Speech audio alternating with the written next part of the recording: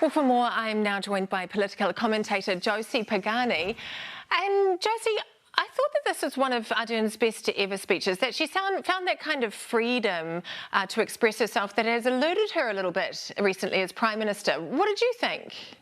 Yeah, I think we were reminded of why people fell in love with Jacinda in the first place. This empathy, ability to be vulnerable, to talk about her anxiety. She talked about being a warrior, worrying about stuff.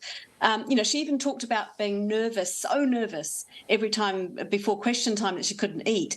All of that stuff, you just feel for her and you empathise with her, and she seems so kind of human and real. And I think that was the kind of, the kind of persona that she had that we really fell for in 2017.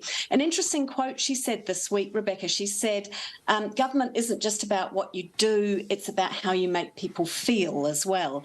And, she made us feel very proud, didn't she? I mean, in the Christchurch shooting, she spoke for us in a way that united us. I think that quote, "They are us," is one of the great political quotes that will go down in history.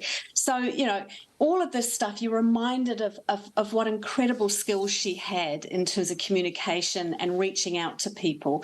But the other bit of that quote is really interesting. It's government isn't just about what you do. Well, it is also about what you do. And I think that's where some have said, well, the legacy will be mixed in terms of delivery.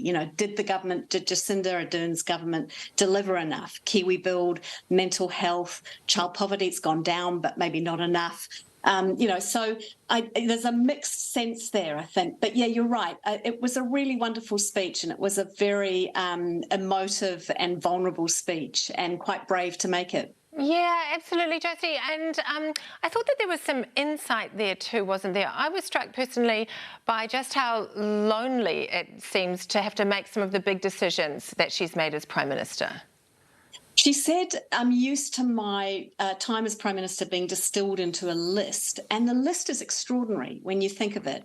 Volcanic eruptions, earthquakes, pandemic, terrorist attack.